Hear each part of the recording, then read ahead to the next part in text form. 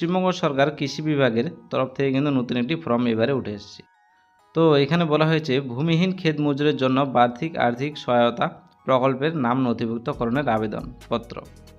তো তোমাদের যাদের জমি নেই, অন্যের জমিতে চাষবাস করো, তো সেই চাষবাস বছরে তোমরা কিন্তু একটা 4,000 টাকা সরকারি আর্থিক সহায়তা পাবে। তো এই ফর্মটি তোমরা পাবে কোথায় এবং তোমরা কিভাবে ফিল আপ করবে? এই ফর্মটি তোমরা কিন্তু দুয়ারে সরকারে ফর্মটি পেয়ে যাবে এবং ফর্মটি কালেক্ট করার পর তোমরা কিভাবে ফিল আপ করবে? তো ফিল আপ করার জন্য প্রথমে তোমাদের চাওয়া হয়েছে নাম। তো তোমরা এখানে কিন্তু ক্যাপিটাল লেটারে ইংলিশে ভালো করে এখানে তোমাদের নামটি কিন্তু লিখে দিবে। লিখে দেওয়ার পর তারপর তোমাদের বলা হয়েছে রেসিডেন্সিয়াল অ্যাড্রেস, মানে তোমরা কোথায় থাকো। তো তোমার হচ্ছে এখানে ভিলেজ বলা হয়েছে তোমার গ্রামের নাম, তারপরে বলা হয়েছে গ্রাম পঞ্চায়েতের নাম, তারপর হচ্ছে পোস্ট অফিসের নাম, তাহলে তোমাদের কোন ব্লক রয়েছে সেই ব্লক, হচ্ছে পুলিশ স্টেশন, থানার নাম, হচ্ছে ডিস্ট্রিক্ট, কোন ডিস্ট্রিক্টে তোমরা বিলং করো সেই ডিস্ট্রিক্টের নাম, তারপর হচ্ছে পিনকোড তোমরা কিন্তু এখানে বসিয়ে দেবে। বসিয়ে দেওয়ার পর তারপর তোমাদের চাওয়া হয়েছে এখানে তোমাদের ফাদার্স নেম, তারপরে বলা হয়েছে তোমাদের ফাদার্স নেম যেটা রয়েছে সেটা কিন্তু তোমরা বসিয়ে দেবে এখানে। তো বসিয়ে দেওয়ার পর তোমাদের যে ডেট অফ বার্থ রয়েছে, তারপরে চার্জ ডেট অফ বার্থ, তো তোমাদের এখানে ডেট অফ বার্থে কিন্তু পূর্ণ করে দেবে। পূর্ণ করে দেওয়ার পর তোমাদের 1/4/2026 অনুযায়ী তোমাদের যে বয়সটি রয়েছে সেই বয়সটি কিন্তু এখানে তোমরা লিখে দিবে, শুধু সালটি কত বছর হয়েছে সেই বয়সটি। তারপরে হচ্ছে তোমাদের এখানে বলা হয়েছে জেন্ডার।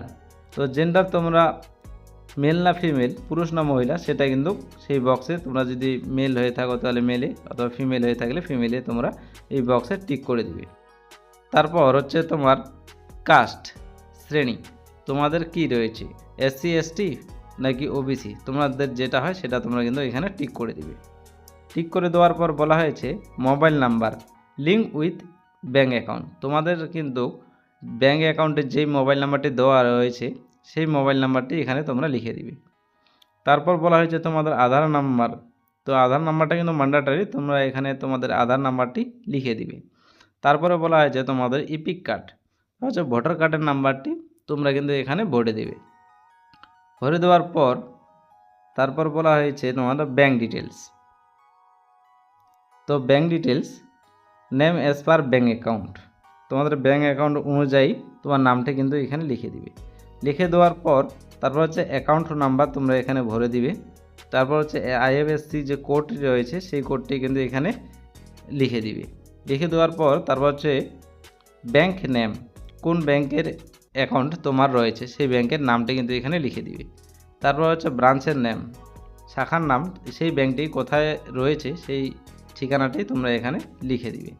লিখে দেওয়ার পর অ্যাকাউন্ট টাইপ, তোমাদের অ্যাকাউন্ট টাইপ কি রয়েছে, সেভিং অ্যাকাউন্ট নাকি কারেন্ট অ্যাকাউন্ট, স্বাভাবিক সেভিং অ্যাকাউন্টে থাকে বেশিরভাগে, কারেন্ট অ্যাকাউন্ট যদি থাকে তাহলে কারেন্ট অ্যাকাউন্ট, নাহলে সেভিং অ্যাকাউন্ট, তো তোমরা এখানে টিক করে দিবে তোমাদের যেটা হবে। তারপর হয়েছে তোমরা কি ক্যান্সেল চেক দিচ্ছ নাকি ব্যাংকের পাসবুকের ছবি দিচ্ছ, তো সে যেটা তোমরা দিবে সেটা তার পাশে অবশ্যই তোমরা টিক করে দিবে বক্সে। তারপরে বলা হয়েছে নমিনি ডিটেলস, নমিনি নাম, তো নমিনির নাম যেটা হবে তোমরা কিন্তু এটা এখানে লিখে দিবে। লিখে দেওয়ার পর রিলেশন উইথ অ্যাপ্লিক্যান্ট, সেই নমিনির আবেদনকারীর সাথে সম্পর্ক কি রয়েছে সেটা কিন্তু তোমরা এখানে লিখে দিবে। লিখে দেওয়ার পর নমিনিস ফাদার্স অথবা হাজব্যান্ড, যদি বউ হয় তাহলে অবশ্যই স্বামীর নাম, আর যদি কোনো ছেলে হয় তাহলে তো অবশ্যই তার বাবার নাম, নমিনির ফাদার্স নাম এখানে লিখে দিবে। তারপর হচ্ছে ডেট অফ বার্থ, তারপরে তোমার জন্ম তারিখ এখানে ভরে দেবে। জন্ম তারিখ ভরে